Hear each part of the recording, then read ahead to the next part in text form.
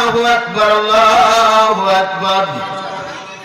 হাসান হুসাইন তরবারি পায়ের নিচে রাইখা নামাজে দাঁড়ায় গেছে, দাঁড়াইছে কি দাঁড়ায় নাই?